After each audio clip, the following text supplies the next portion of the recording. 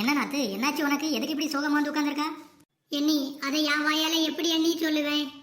வாயால தான் சொல்லி ஆகணும் நாத்து, வேற எதை வச்சு சொல்ல முடியும்? நீங்க வேற போங்க நீ. எந்த நேரத்துல காமெடி பண்ணணும்னு தெரியாம விளையாடிட்டு இருக்கிறீங்க. அப்படியா? சிரிப்பு வரலையா? சரி சரி பரவாயில்ல, என்ன விஷயம்னு சொல்லிட்டு அதுக்கப்புறம் சோகமாயிரு. எனக்கு மட்டும் ஏன் அண்ணி இப்படியே நடக்கு?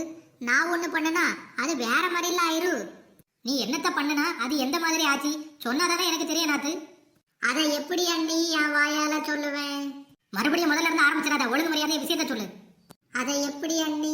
நாத்து, உருட்டுக்கிட்டே எடுக்கணுமோ? வேண்டாம் நீ, வேண்டாம் நீ.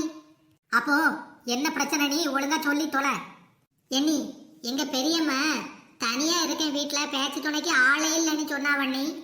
சரி, அதான் நல்லா பேசக்கூடிய ஒரு கிளிய விலைக்கு வாங்கி அவியலுக்கு அனுப்பி வச்சேன். சரி நாத்து, நல்லா தானே பண்ணிருக்க, அதுக்கு எதுக்கு சோகமா இருக்கா? சொல்லத முழுசா கேளுங்க அண்ணி, முந்திரி கொட்டை மாதிரி இடையில முந்தாதுங்க. இன்னைக்கு எங்க பெரியம்மைக்கு போன் பண்ணி நான் அனுப்பின கிளி எப்படி இருந்துன்னு கேட்டா, கிளியோட டேஸ்ட் சூப்பரா இருந்து தினமும் ஒரு கிளி இதே மாதிரி அனுப்பி வேண்டி சொல்லுதாவண்ணி. அது எப்படி நாத்து, உன் குடும்பத்துல எல்லாரும் ஒரே மாதிரி இருக்கிறியா?